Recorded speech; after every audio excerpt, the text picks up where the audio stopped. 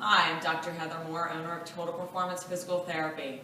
Thank you so much for joining us on our first video of our back pain course. You're here because you either found us through our website, you responded to an ad on Facebook, you got a brochure in a doctor's office, somehow you learned from a friend, somehow you found yourself here and signed up for our course. So I want to take this opportunity to say thank you for doing that. People taking responsibility and wanting to know the cause of their pain is half the battle. So it's a great testament to you that you're here today. What's going to happen is we're going to go over 3 different videos. So today we're going to talk about causes of low back pain. Understanding the cause is going to help us figure out exactly what's going on. Video number 2 is I'm going to show you how to pinpoint at home some things that are going on with your back.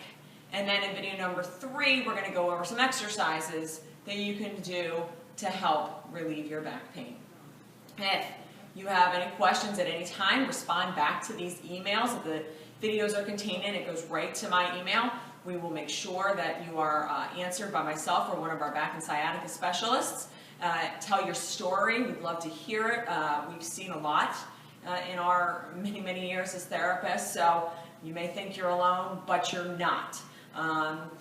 While these videos are intended to give you some more information about your back pain, it may not solve it for you. You may not get the complete diagnosis, so don't be afraid if you don't fit perfectly into one of these boxes or your diagnosis is a little bit more complex. That's not uncommon, especially with back pain. Many people who have back pain have been dealing with it for a long time. And when I say long time, 3 months is a long time. Now, some of you watching this will have been dealing with back pain for years. So this is a kind of a tangled web that we weave. So, you know, you might have a disc problem and a stenosis problem and all these different things going on because it has been going on for years. So don't be discouraged if you don't fit perfectly into one of these categories or you don't have a complete diagnosis.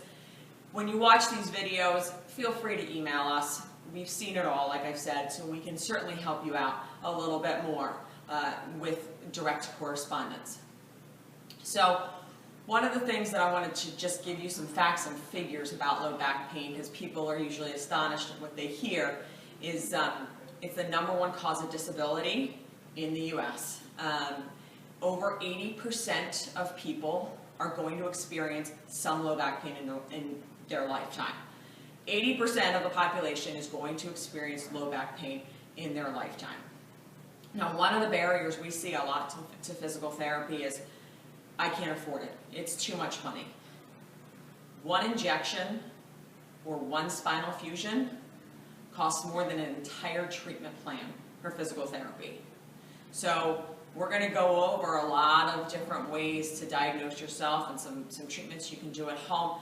Basically, we want you to stay away from the injections, the surgeries, you know, if at all possible. Sometimes there are a necessary road to go down, but if we get involved soon enough, we can stop that. So we want to just kind of make you aware that although some of the costs do come up when you're going to physical therapy, you could go to physical therapy for once a week for 20 years. For the cost that it will take you to do one spinal fusion. So it's really important to kind of look at those conservative measures before we go rushing into surgery. So let's go through some of the common causes of back pain, and I've written them out here. We have 4 causes of back pain, 4 main ones. Again, you may fit into 1 or 2 or 3 of these categories or all 4. The first one is a disc problem. Now, I'm going to tell you, if you've had an MRI and you're over the age of 30, I'm sure you have been diagnosed with a herniated or bulging disc. 70% of the population has a bulging disc. I have bulging discs. I don't have back pain. There can be bulging discs and not have any back pain. So a lot of times with back pain, you will get sent for an MRI, you will get sent for an x-ray.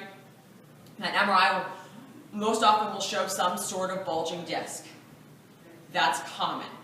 So don't automatically think because your MRI showed a disc bulge or disc protrusion or disc herniation, and all of those basically mean the same thing, that is the cause of your problem. It may or may not be. but it's a little bit more information to help us along. There's varying degrees of a bulging disc, so if you have a very slight bulging disc, which is what I have, you're not going to feel any sort of issues. Disc pain usually is worse with bending. So when you bend over, if your pain goes through the roof, that's an indication of disc pain. If you have numbness or tingling down into your toes, when you bend over, that's also another indication of disc pain going on. There's some nerve involvement there when you're talking about numbness and tingling. Standing usually will relieve your disc pain. All right, so that's an indication. If you have to stand up and you get immediate relief, you're most often talking about a disc, and that is common.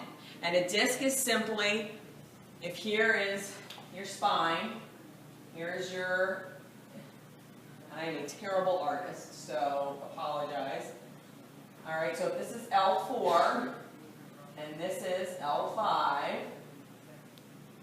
right, which are the bones in your back. If you put your fingers on your spine, these are what you're going to feel. The disc is going to sit here. So that's the disc. Now what happens is, in a disc issue, is that as it starts to protrude out the back, you're going to run into the spinal column. So you're going to get some irritation as this disc pushes further and further out.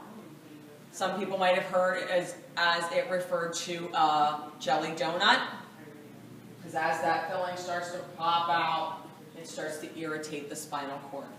L4, L5 is the most common level affected by a disc. Doesn't mean that you can't have L2, L3, L3, L4, but this is the most common level affected by disc herniations.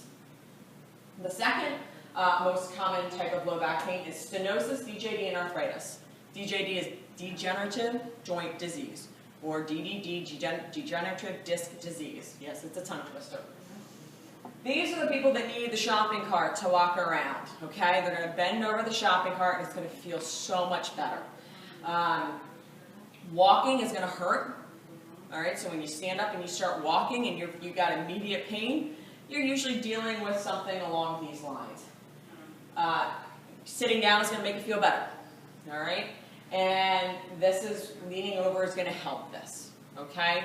So again, these three all kind of fit into one category in terms of what makes them worse, what makes them better. And there are three different diagnoses. When you talk about these things, what you want to be careful of is this category here usually goes hand in hand with category number 4.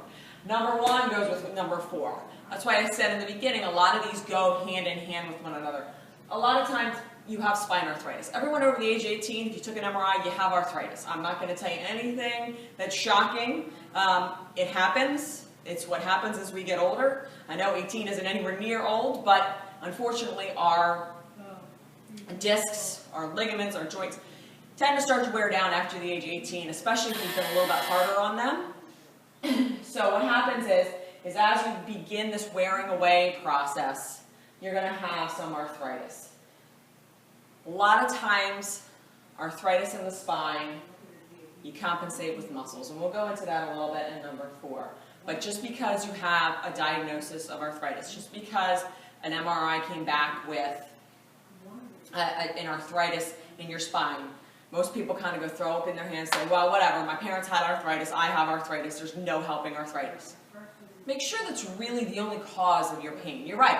If your pain is caused only by arthritis, there's not a lot that can be done for you. I'm not going to tell you to go to physical therapy. I'm not going to tell you to get any sort of advanced medical treatment. That's more when a surgeon needs to talk to you, and that's more the appropriate course of action. But most of the time, even though the only thing that shows up on an MRI is arthritis, doesn't mean that's the cause of your pain. The third is SI joint dysfunction. So SI joint is right here in your back. If you have SI joint dysfunction, a lot of times you can put your finger right on where it hurts. It hurts right here. Now, if you go a little bit lower into your glute or your butt area, that's a different problem. But if you have a pain right in your back and you're like right here, that's where it hurts, That's an SI joint issue, all right? SI joint issues are very common. You can jam up your SI going down the steps, going down a curb. So it's not uncommon for people to have an SI joint dysfunction. But that's one that literally, the best way to diagnose this is right here. It hurts right here. That means one of your SIs is in trouble. And the final and the most common cause that we see is muscle compensation. So what happens is this is not necessarily a cause of low back pain in terms of anything that's going to show up on MRI or a diagnostic image, but it's what we treat the most often, because most people with a disc, with SI, with stenosis, DJD, arthritis, let it go for a long time. You're not going to run to the doctor every time you have an ache and a pain. Understandable. What happens is your body learns to get rid of that pain. How does it do it? It compensates with muscles. All right? So a lot of times what happens is as you're kind of scooching around in your chair, doing one of these, when you're standing up, that's muscle compensation. That's finding a spot where you're able to stand comfortably and your muscles are able to allow you to do that. Your muscles don't usually stand like this, but I see people out there standing like this. That's a classic compensation pattern. You're going to lean a little bit more to one side, take the pressure off that one side. What you're doing when you're doing that is training your muscles to work in different ways. And when you do that, you start to develop issues. You start to develop knots. You start to develop spasms. So if you ever had a back pain spasm or pain where you woke up and you're like, oh my gosh, you're dealing with a muscle issue. You're dealing with back pain that you let go for too long. You get in the shower in the morning and you're like, oh, whew, a little hot shower cleared that right up. You're dealing with muscle compensation. Now, you may have muscle compensation because of these three things going on, but this is right now your main issue. And this is what we treat a lot of because people let it go for so long. Your body is an excellent, excellent defense mechanism in and of itself. So it will do everything it can when it feels pain from a disc, from stenosis, from an SI joint dysfunction, from sitting too long. If you have a pain in the butt, literally, like you're driving, you're like, oh my God, there's a pain in my butt. Muscle compensation.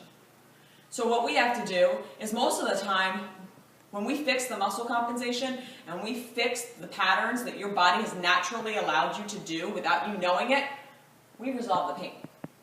All right? We might have to go after one of these streets also, but most of the time, most people ignore their back pain for so long, that's the problem.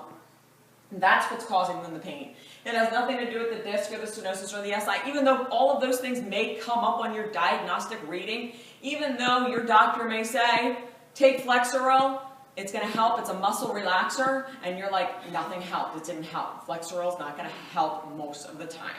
It really is not an indication of is there muscle involvement or not. So if you've taken Flexeril, if you've taken a muscle relaxer, it hasn't worked, you're not still ruling out muscle compensation because that's a whole different ballgame that we're trying to do. We're trying to look at. If you get stiff at work, if you're stiff after sitting, if you have pain, this is an indication of muscle compensation. It is not normal for you to wake up and be stiff. It is not normal for you to sit and be stiff. That's a sign of there's something going on. We need to take a further look into this. And that's what we're going to do. In the next video, we're going to go through some ways that you can help yourself diagnose this at home. How you can differentiate from these 4 different things.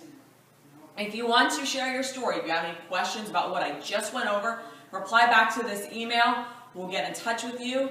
We want to hear your story. We want to hear what's going on. We hear a lot of people that wait too long to get things fixed, and then it costs more time and more money. So we're doing this so you're able to diagnose yourself as much as you can and figure out what's going on. And if you can, and if you have further questions, feel free to email me. Just respond back to this email and we'll get your questions answered. We look forward to seeing you in video number 2.